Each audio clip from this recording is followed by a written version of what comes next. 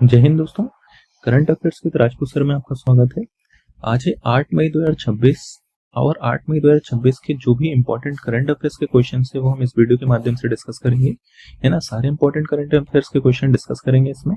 देखिए दोस्तों, वीडियो अच्छी लगे तो लाइक सब्सक्राइब करना ना भूलिएगा, है ना। तो शुरू करते हैं। देखिए पहला प्रश्न है, Recently, which amendment bill has been approved to be introduced in Parliament for increasing the number of judges in the Supreme Court? हाल ही में सर्वोच्च न्यायालय के न्यायाधीशों की संख्या बढ़ाने हेतु किस संशोधन विधेयक को संसद में प्रस्तुत करने की मंजूरी दी गई है? तो दोस्तों ये दी गई है option number B, Supreme Court number of जजेस अमेंडमेंट बिल 2026। इसके कुछ इंपॉर्टेंट फैक्ट्स की बात कर लेते हैं। इसका मुख्य उद्देश्य सुप्रीम कोर्ट में बढ़ते मामलों या पेंडेंसी ऑफ केसेस को कम करना, है ना। देखिए क्या होता है, वर्तमान में सुप्रीम कोर्ट में जो जजेस बैठते हैं वो कुल 33 बैठते हैं और संसद के पास ये पावर है कि इन न्यायाधीशों की संख्या बढ़ा सकती है। तो हाल ही में संसद द्वारा ये निर्णय लिया गया है कि सुप्रीम कोर्ट में जो जजेस बैठते हैं उनकी संख्या बढ़ाई जाए। कितनी संख्या बढ़ाने का प्रस्ताव रखा गया है? 33 से बढ़ाकर 37, मतलब 4 जजेस को की बढ़ोतरी या वृद्धि करने का प्रस्ताव संसद में रखा गया है। और संसद की बात हो रही है तो संवैधानिक प्रावधान क्या है इसमें? आर्टिकल 124 का उपक्लॉज ए बोलता है कि भारत का सर्वोच्च न्यायालय होगा जिसमें चीफ जस्टिस ऑफ इंडिया एवं अन्य न्यायाधीश होंगे। ठीक है, तो चीफ जस्टिस ऑफ इंडिया वर्तमान में कौन है? सूर्यकांत जी, जो कि 53वें चीफ जस्टिस है। याद रखिएगा, एग्जाम में क्वेश्चन आ सकता है। वर्तमान में भारत के चीफ जस्टिस कौन है? सूर्यकांत जी, जो कि 53वें चीफ जस्टिस है। और इनको चीफ जस्टिस ऑफ इंडिया किस आर्टिकल के तहत नियुक्त किया जाता है? आर्टिकल 124 के सब क्लॉज 1 के तहत। साथ ही अन्य न्यायाधीश भी नियुक्त होते हैं। वर्तमान में न्यायाधीशों की संख्या 33 है, लेकिन संसद द्वारा इसे बढ़ाए जाने का प्रस्ताव हाल ही में रखा गया है। तो इतने फैक्ट्स आप इस क्वेश्चन से रिलेटेड याद रखिएगा। नेक्स्ट प्रश्न की बात करते हैं। देखिए नेक्स्ट प्रश्न के अलावा यदि अलग अलग ईयर्स की बात करें तो अलग अलग ईयर्स में सुप्रीम कोर्ट के जो जजेस हैं उनकी बढ़ोतरी हुई है। जैसे 1956 में इनकी संख्या 10 थी, वहीं 1960 में इसे बढ़ाकर 13 कर दी गई थी, 1977 में 17, 1986 में 25, 2008 में 30, 2019 में 33 और वहीं 2026 में कुल संख्या 37 कर दी गई थी। मतलब अभी की नहीं है, लेकिन संसद में इसका प्रस्ताव रखा है, ये प्रपोज्ड है ना। 2019 में संख्या 33 हो गई थी, वहीं 2026 में यदि ये बिल संसद से पास हो जाता है, लोकसभा से पास होती है, राज्यसभा से पास हो जाता है और प्रेसिडेंट इस पे साइन कर देते हैं, तो जजों की संख्या 33 से बढ़कर 37 हो जाएगी। तो याद क्या रखना है? केवल और केवल सुप्रीम कोर्ट में न्यायाधीशों की संख्या बढ़कर 33 से बढ़ाकर 37 करने का प्रस्ताव लाया जाएगा। दोस्तों अगले प्रश्न की बात करते हैं। Recently the approval for developing a state of the art ship repair facility with an investment of 1570 crore has been given at which place? हाल ही में 1570 करोड़ की लागत से अत्याधुनिक शिप रिपेयर फैसिलिटी विकसित करने की मंजूरी किस स्थान पर दी गई है? तो दोस्तों ये दी गई है वादीनार। वादीनार जो कि गुजरात में स्थित है, यहीं पर 1570 करोड़ की लागत के साथ एक शिप रिपेयर फैसिलिटी विकसित करने की मंजूरी केंद्र सरकार द्वारा दे दी गई है। अच्छा, क्यों दी गई है? इसका मुख्य उद्देश्य जो बड़े कमर्शियल वेसल्स होते हैं, है ना, कमर्शियल वेसल्स, उनको रिपेयर आसानी से किया जा सके। फॉरेन फ्लैग्ड शिप्स जो होती हैं ना, जो विदेशों से जो शिप्स वगैरह आती हैं, इंपोर्ट एक्सपोर्ट होता है, उनको सर्विसेज प्रोवाइड कराई जा सके। भारत की जो मैरीटाइम इंफ्रास्ट्रक्चर है, मतलब समुद्र से रिलेटेड जो इंफ्रास्ट्रक्चर डेवलप होते हैं, उसे और मजबूत किया जा सके। तो ये 3 कुछ मुख्य उद्देश्य हैं इसके, है ना। इसलिए शिप रिपेयर फैसिलिटी वादीनार गुजरात में विकसित करने की अनुमति दी गई है। कितनी लागत लगेगी इसमें? 1570 करोड़ केंद्र सरकार द्वारा सैंक्शन किए गए हैं। अगले प्रश्न की बात करते हैं दोस्तों। Recently what has been fixed as the fair and remunerative price FRP of sugar cane for the sugar season 2026-27? हाल ही में 2026-27 शुगर सीजन के लिए गन्ने का उचित एवं लाभकारी मूल्य FRP कितना निर्धारित किया गया है? तो दोस्तों ये निर्धारित किया है 365 रुपए प्रति क्विंटल, ऑप्शन सी।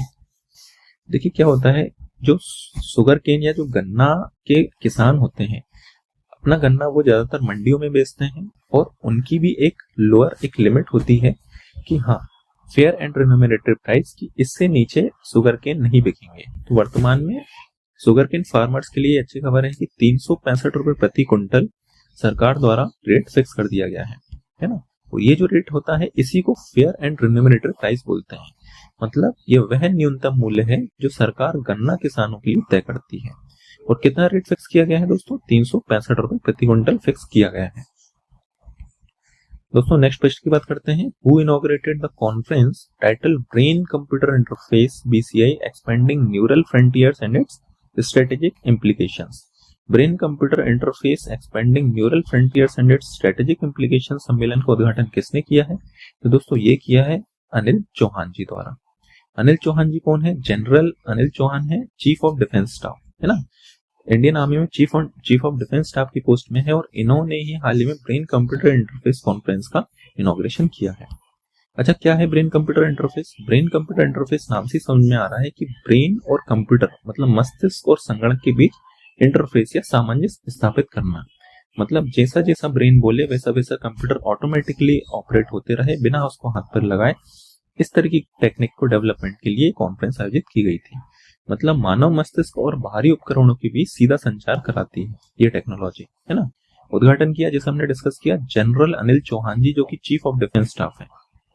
अच्छा, इनकी बात हो रही है तो इनके संबंध में एक चीज याद रखिएगा कि चीफ ऑफ डिफेंस स्टाफ की एकमात्र पोस्ट होती है। वो पहले चीफ ऑफ डिफेंस स्टाफ कौन बने थे? जनरल बिपिन रावत, है ना, जो शहीद हो चुके हैं।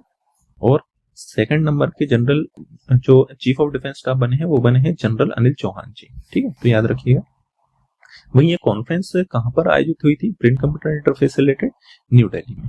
ठीक है दोस्तों, इतने फैक्ट्स याद रखिएगा। नेक्स्ट प्रश्न की बात करते हैं। The IIT Madras technology summit 2026 was held at which venue? IIT Madras technology summit 2026 का आयोजन किस स्थान पर हुआ है? तो दोस्तों ये हुआ है भारत मंडपम, नई दिल्ली। भारत मंडपम करके एक स्थान है जहां पर IIT मद्रास टेक्नोलॉजी समिट 2026 का आयोजन हुआ है। ठीक है दोस्तों।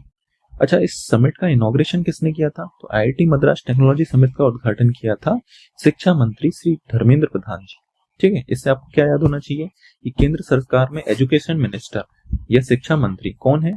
तो श्री धर्मेंद्र प्रधान जी शिक्षा मंत्री या एजुकेशन मिनिस्टर। इन्हीं के द्वारा IIT मद्रास टेक्नोलॉजी समिट का इनॉग्रेशन किया गया है ना। आयोजन स्थल जैसा हमने डिस्कस किया भारत मंडपम, नई दिल्ली। अच्छा, चीफ ऑफ गेस्ट क्या थे या गेस्ट ऑफ ऑनर कौन थे? जयंत चौधरी जी, जो कि चेयरमैन या अध्यक्ष हैं राष्ट्रीय लोकदल के अध्यक्ष हैं जयंत चौधरी जी, ये यहाँ पे चीफ गेस्ट थे। थीम आपको याद रहना चाहिए, from IITM for Bharat building together. ठीक है, वही उद्देश्य क्या था इसका टेक्नोलॉजी समिट का? भारत को विकसित भारत बनाने के लिए नई तकनीकी का विकास। देखिए आजकल सिर्फ टेक्नोलॉजी पे बात हो रही है और जो टेक्नोलॉजी में सक्षम है वही आज के टाइम पे विकसित देश कहलाता है। तो टेक्नोलॉजी को किस प्रकार बेहतर बनाया जाए जिससे देश की आर्थिक स्थिति और साथ ही डेवलपमेंट हो सके, इस पर मुख्य चर्चाएं हुई थी। दोस्तों नेक्स्ट प्रश्न की बात करते हैं। Recently the department of financial services approved viability plan 2.0 for regional rural banks RRB for which period? हाल ही में वित्तीय सेवा विभाग DFS ने क्षेत्रीय ग्रामीण बैंकों के लिए वायबिलिटी प्लान 2.0 को किस अवधि के लिए मंजूरी दी है? तो दोस्तों ये मंजूरी दी है 2025-26 से लेकर 2027-28 तक।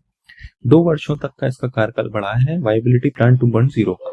ठीक है दोस्तों, इसके रिलेटेड कुछ फैक्ट्स देख लेते हैं। तो RRB की वित्तीय स्थिति मजबूत करना। RRB क्या है? रीजनल रूरल बैंक्स, है ना। आजकल क्या हो रहा है, सरकार रीजनल रूरल बैंक्स की तरफ काफी फोकस कर रही है ताकि ग्रामीण या जो गांव होते हैं उनको विकसित किया जा सके, है ना। RRB की वित्तीय स्थिति मजबूत करने के लिए ये इसका वायबिलिटी प्लान 2.0 लॉन्च किया गया है। साथ ही इसकी ऑपरेशनल एफिशिएंसी, किस प्रकार रीजनल रूरल बैंक्स अच्छे से ऑपरेट हो सके, इस पर भी मुख्य फोकस रखा गया है। अच्छा, इससे पहले भी वायबिलिटी प्लान 1.0 लॉन्च हुआ था, वो हुआ था 2021-22 से लेकर 2024-25 तक। 4 वर्षों के लिए वायबिलिटी प्लान लागू हुआ था और हाल ही में 2 साल के लिए इसकी वृद्धि की गई है ना, 25-26 और 26-27 तक। ठीक है दोस्तों, अगले प्रश्न की बात करते हैं। विच ऑर्गेनाइजेशन लॉन्च्ड द सेंट्रल प्रभारी officer portal on 5 May 2026?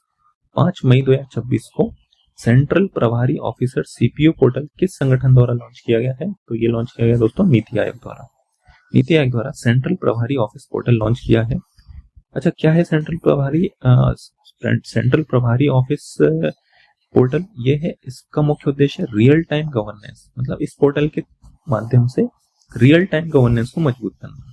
Real time governance मतलब जो भी गवर्नमेंट द्वारा योजना लॉन्च की जाती है उसका संचालन रियल टाइम्स में, मतलब एट अ टाइम अलग अलग जगहों पर हो सके, चाहे वो वीडियो कॉन्फ्रेंसिंग के माध्यम से, लाइव स्ट्रीमिंग के माध्यम से, ऑनलाइन मॉनिटरिंग करके, विभाग का आपसी तुरंत सामंजस्य बना के, है ना, रियल टाइम में किस प्रकार गवर्नेंस को अच्छी तरीके से किया जा सके, इस पर मुख्य फोकस किया जाएगा इस पोर्टल के माध्यम से, सीपीओ पोर्टल के माध्यम से, है ना। वहीं स्टेक होल्डर्स के बीच बेहतर कोऑर्डिनेशन बढ़ाना। स्टेक होल्डर्स कौन होते हैं? जो गवर्नमेंट में पदस्थ अधिकारी होते हैं, है ना, चाहे वो स्टेट गवर्नमेंट हो, सेंट्रल गवर्नमेंट हो। स्टेट गवर्नमेंट और सेंट्रल गवर्नमेंट के जो भी एम्प्लॉइज या ऑफिसर्स हैं उनके बीच आपस में सामंजस्य बैठा रहे, ताकि रियल टाइम गवर्नेंस पॉसिबल हो सके और किसी प्रकार की परेशानी ना हो। इन सबको मुख्य उद्देश्य रखते हुए सीपीओ पोर्टल लॉन्च किया गया है ना। रियल टाइम गवर्नेंस के कुछ जैसे एग्जांपल है, जैसे live data, live video conferencing होती है, ऑनलाइन मॉनिटरिंग करना, है ना। कोई भी योजना संचालित, मतलब कोई भी योजना लॉन्च होती है तो उसको ऑनलाइन किस प्रकार मॉनिटर किया जा सके। नहीं तो पहले क्या होता था, ऑफलाइन पत्राचार हो रहे हैं, कुछ कार्रवाई हो रही है, नहीं हो रही है, लेकिन आजकल डिजिटल चीज होने के चक्कर, डिजिटल इंडिया होने के चक्कर में ऑनलाइन मॉनिटरिंग किया जाना आसान होता है ना। वही डिजिटल डैशबोर्ड, जो भी डेटा है उस योजना के संबंध में उसको लाइव दिखा देना या डैशबोर्ड में फीड कर देना, ताकि पब्लिकली भी ये चीज हो सके और भ्रष्टाचार में कमी भी हो उसमें। वही फास्ट डिसीजन मेकिंग, है ना, ज्यादा किसी भी योजना से रिलेटेड कुछ चीज करने में मतलब ज्यादा टाइम न लगाना, डिसीजन मेकिंग भी फास्ट हो गई है ना। मतलब किस प्रकार किसी भी योजनाओं को बेहतर तरीके से तुरंत किया जा सके बिना टाइम वेस्ट किए, वो रियल टाइम गवर्नेंस के अंतर्गत आता है। तो इसी पर मुख्य फोकस रखा गया है सीपीयू पोर्टल के माध्यम से। ठीक है दोस्तों, अगले प्रश्न की बात करते हैं। Recently India and the European Union launched proposals on which following subject. हाल ही में भारत और यूरोपियन संघ द्वारा निम्नलिखित किस विषय पर पहल शुरू की गई है? तो दोस्तों हाल ही में शुरू की गई है रिसाइकलिंग ऑफ ईवी बैटरीज, है ना। इलेक्ट्रॉनिक व्हीकल बैटरीज की रिसाइकलिंग के संबंध में यूरोपियन यूनियन ने एक प्रपोजल लॉन्च किया है ना। भारत और यूरोपियन यूनियन ने आपसी सामंजस्य बैठा के, ठीक है, भारत और यूरोपियन यूनियन ने ईवी बैटरी रिसाइकलिंग पर तीसरी संयुक्त पहल शुरू की है। मतलब इससे पहले 2 पहल कर चुके हैं, और यह पहल India European Union trade and technology council, जो India EU trade and technology की जो परिषद है, इसके तहत शुरू हुई है ना। इसका उद्देश्य क्या है? ईवी बैटरीज का पुनर्चक्रण या रिसाइकलिंग, मतलब जो इलेक्ट्रॉनिक व्हीकल्स की बैटरीज जो खराब हो जाती है उसको किस प्रकार रिसाइकल किया जा सके, ठीक है ना दोस्तों। क्रिटिकल रॉ मटेरियल्स, ऐसा मटेरियल जो काफी क्रिटिकल है उसको सुरक्षित या बेहतर ढंग से रखा जा सके। भारत यूरोपियन यूनियन सहयोग को मजबूत करना। आपसे क्या होता है, इंडिया और यूरोपियन कंट्रीज में काफी ज्यादा ट्रेड होता है, तो उसको किस प्रकार सुरक्षित रखा जा सके या मजबूत रखा जा सके, इस पर इसका मतलब ये भी इसका एक मुख्य उद्देश्य था, है ना। तो क्या इसमें याद रखना है, भारत यूरोपियन यूनियन पहल का उद्देश्य है ईवी बैटरीज की उन्नत रिसाइकलिंग तकनीक विकसित करना, है ना। अगले प्रश्न की बात करते हैं दोस्तों। UIDAI and NFSU signed a 5-year MOU to strengthen which area of India's Aadhaar based digital ecosystem. UIDAI और NFSU ने भारत के आधार आधारित डिजिटल इकोसिस्टम के किस क्षेत्र को मजबूत करने के लिए 5 वर्षीय MOU पर हस्ताक्षर किए हैं? तो दोस्तों ये हुआ है cyber security and digital forensics. UIDAI और NFSU दोनों ने मिलकर साइबर सिक्योरिटी और डिजिटल फॉरेंसिक्स को बेहतर बनाने के लिए या मजबूत बनाने के लिए MOU पर 5 MOU पर साइन, मतलब सॉरी 5 साल तक MOU, 5 साल के लिए MOU पर साइन किए गए। MOU क्या होता है? मेमोरेंडम ऑफ अंडरस्टैंडिंग, जो कि 2 संस्थाओं के बीच कुछ टर्म्स एंड कंडीशन डिसाइड करता है ना। क्या उद्देश्य है इसका? साइबर सिक्योरिटी को मजबूत करना, डिजिटल फॉरेंसिक्स को बढ़ावा देना, आधार आधारित डिजिटल इकोसिस्टम को सुरक्षित बनाना। देखिए साइबर सिक्योरिटी पे आजकल बहुत बात हो रही है, काफी एप्लीकेशंस भी जनरेट किए जा रहे हैं। क्यों किए जा रहे हैं? क्योंकि मैक्सिमम चांसेस है कि यदि वॉर होती है तो अन्य देशों से साइबर हमले होने की पूरी संभावना है। साइबर हमला होगा तो डेटा लीक होगा, डेटा लीक होगा तो वो देश अपने आप में वैसे ही टूट जाएगा। तो साइबर सिक्योरिटी किस प्रकार मजबूत की जाए, इस पे आए दिन चर्चा होती रहती है ना। डिजिटल फॉरेंसिक्स, जो डिजिटल रूप में एविडेंसेस होते हैं उनको किस प्रकार सिक्योर किया जाए, है ना, इसको भी बढ़ावा दिया जा रहा है ना। कई ऐसी घटनाएं हो जाती हैं जिनके एविडेंसेस डिजिटल फॉर्म में रखे जाते हैं, चाहे वो कैमरे में हो गया, है ना, कैमरा हो गया, कंप्यूटर हो गया, है ना, किसी भी डिजिटल फॉर्म में उन एविडेंस को रखा जाता है। तो उसको किस प्रकार बढ़ावा दिया जाए, आधार आधारित डिजिटल इकोसिस्टम को सुरक्षित बनाना, है ना। तो जो साइबर थ्रेट्स हैं उससे भारत को डिजिटल पब्लिक इंफ्रास्ट्रक्चर को किस प्रकार सुरक्षित रखा जाए, है ना, साइबर थ्रेट से किस प्रकार बचाया जा सके, इन सबको ध्यान में रखते हुए ये एमओयू साइन किए गए हैं। ठीक है। अच्छा, इससे क्या फायदा होगा? साइबर रेजिलियंस मजबूत होगा, सेंसिटिव डेटा की सुरक्षा बढ़ेगी, है ना। आए दिन डाउट ये रहता है कि हमारा डिजिटल जो डेटा है, सारा डेटा डिजिटल है, ऐसा ना हो लीक हो जाए या कुछ हो जाए, तो ये सेंसिटिव डेटा को किस प्रकार सिक्योर रखा जाए, इस पर एमओयू साइन हुए हैं, है ना। डिजिटल ट्रस्ट में सुधार होगा। आजकल कई लोगों को डिजिटल रूप में इतना ज्यादा ट्रस्ट नहीं होता है, लेकिन डिजिटल पे ट्रस्ट करना एक मजबूरी हो गई है, तो कहीं ना कहीं उसको किस प्रकार सिक्योर बनाया जाए, इस पर मुख्य बात मतलब जो एमओयू जो है वो साइन हुए हैं। ठीक है दोस्तों। नेक्स्ट, अच्छा, यूआईडीआई और एनएफएसयू की बातें हो रही हैं, तो यूआईडीआई क्या होती है? Unique identification authority of India, इसका फुल फॉर्म होता है ना, भारतीय विशिष्ट पहचान प्राधिकरण। और वही एनएफएसयू क्या होता है, माफ कीजिएगा, वही एनएफएसयू क्या होता है? एनएफएसयू मतलब राष्ट्रीय फॉरेंसिक विज्ञान विश्वविद्यालय या नेशनल फॉरेंसिक सिक्योरिटी यूनिवर्सिटी, है ना। बात करते हैं यूआईडीआई की, तो यूआईडीआई भारत सरकार द्वारा एक प्राधिकरण बनाया गया था या स्थापित किया गया था। कब किया था? ये वर्ष 2016 में, है ना। यूआईडीआई की स्थापना 2016 में हुई थी और यूआईडीआई एक 12 अंकों का यूनिक आइडेंटिफिकेशन नंबर जनरेट करता है, जिसे हम आधार कार्ड बोलते हैं, आधार नंबर बोलते हैं। प्रत्येक नागरिक का आधार कार्ड होना अब जरूरी है और ये 12 नंबर का एक यूनिक आइडेंटिफिकेशन नंबर होता है। ठीक है। अच्छा, क्यों होता है जारी, क्या फायदे होते हैं इसके? देखिए, आधार के बहुत सारे फायदे हैं, जैसे कि डीबीटी, डायरेक्ट बेनिफिट ट्रांसफर। हाल ही में आप लोगों ने देखा होगा लाडली बहना योजना जैसी योजनाएं संचालित हो रही है, या गवर्नमेंट कई ऐसी योजना संचालित करती है जिससे जो हितकारी या लाभकारी होते हैं उन्हें डायरेक्ट पैसा पहुंचाया जाता है उनके खाते में। तो वो किसके माध्यम से होता है? डायरेक्ट बेनिफिट ट्रांसफर के माध्यम से। जैसे लाडली बहना योजना, प्रत्येक माह महिलाओं के खाते में 1500 रुपए क्रेडिट किए जाते हैं। तो किस माध्यम से किए जाते हैं? डीबीटी के माध्यम से। ठीक है। डीबीटी का क्या फुल फॉर्म होता है? Direct benefit transfer. तो ये सब आधार कार्ड के माध्यम से ही संभव हो पाता है ना। पेन की लिंकिंग, पेन कार्ड जो होता है हमारा परमानेंट अकाउंट नंबर, उसको लिंक करना, वही सिम का सत्यापन करना, ई केवाईसी आदि, है ना, का उपयोग। प्रत्येक बैंक में ई केवाईसी कराना आजकल कंपलसरी। तो ये सब यूआईडीआई का जो आधार कार्ड है उसी के माध्यम से पॉसिबल है। अच्छा, इंपॉर्टेंट क्या है इसका मुख्यालय, जिसपे क्वेश्चन आ सकता है। यूआईडीआई का मुख्यालय है नई दिल्ली में। कहां पर है? नई दिल्ली में। और इसके चीफ एग्जीक्यूटिव ऑफिसर है श्री भुवनेश गुप्ता जी, है ना। वर्ष 2025 तक जो है इनका कार्यकाल था, लेकिन वर्तमान में भी यही विराजमान है। तो चीफ एग्जीक्यूटिव ऑफिसर कौन है? भुवनेश कुमार जी। ठीक है। वही एनएफएसयू की जो बात हो रही थी, राष्ट्रीय फोरेंसिक विज्ञान विश्वविद्यालय, ये विश्वविद्यालय है जो कि मुख्यतः जो फॉरेंसिक साइंस से रिलेटेड शोध होते हैं, अनुसंधान होते हैं या प्रशिक्षण होते हैं, उस पर मुख्य चर्चाएं होती हैं। इंपॉर्टेंट क्या है? इसका मुख्यालय है जो कि गुजरात गांधीनगर में स्थित है और यहाँ पे वाइस चांसलर होते हैं, क्योंकि यूनिवर्सिटी है तो यहाँ पे कुल उप कुलपति होते हैं। कौन है यहाँ पे vice chancellor? Doctor J M. Vyas ji, है ना, डॉक्टर जे.एम. व्यास जी। ठीक है दोस्तों, अगले प्रश्न की बात करते हैं। विच ऑर्गेनाइजेशन लॉन्च्ड प्रशस्त 2.0 टू प्रमोट इंक्लूसिव एजुकेशन? समावेशी शिक्षा को बढ़ावा देने के लिए प्रशस्त 2.0 किस संगठन ने लॉन्च किया है?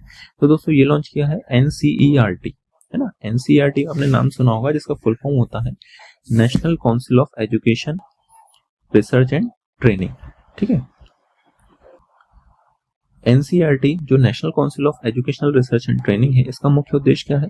प्रशस्त 2.0 का मुख्य उद्देश्य इंक्लूसिव एजुकेशन। इंक्लूसिव एजुकेशन मतलब किसी भी प्रकार का बच्चा हो उसे समान प्रकार की शिक्षा मिल सके, चाहे वो विकलांग हो, फिट हो, हर एक बच्चे को बराबर शिक्षा प्रदान की जा सके।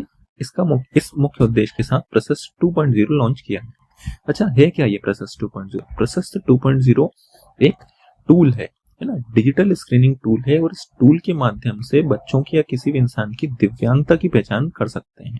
बच्चा डिसेबल है कि नहीं, उसमें यदि कोई डिसेबिलिटी होगी तो वो प्रशस्त 2.0 एप्लीकेशन जो टूल है इसमें पता चल जाएगी। 21 प्रकार की डिसेबिलिटी की पहचान ये कर सकता है। ठीक है दोस्तों। और 21 एक्ट के तहत प्रशस्त 2.0 लागू किया गया है। तो ये लागू किया गया है right of person with disability act 2016। जो डिसेबल्ड लोग होते हैं उनके लिए आरपीडब्ल्यूडी एक्ट लागू होता है। तो काफी अच्छी पहल है केंद्र सरकार की। ठीक है दोस्तों, नेक्स्ट प्रश्न की बात करें हैं। Which countries hosted the Santa Marta climate conference 2026? Santa Marta जलवायु कॉन्फ्रेंस 2026 की मेजबानी किन देशों ने की है? तो दोस्तों ये की है कोलंबिया और नेदरलैंड ने, है ना। सेंटा मार्टा क्लाइमेट कॉन्फ्रेंस की मेजबानी की है कोलंबो और नेदरलैंड ने। ठीक है, कुछ फैक्ट्स देख लेते हैं। तो सेंटा मार्टा क्लाइमेट कॉन्फ्रेंस 2026 जिसकी मेजबानी कोलंबिया और नेदरलैंड कर रहे हैं, वहीं इस सम्मेलन में लगभग 50 देशों के प्रतिनिधियों ने भी भाग लिया है। क्या इसके इम्पोर्टेंस है? फॉसिल फ्यूल डिपेंडेंसी को कम करना।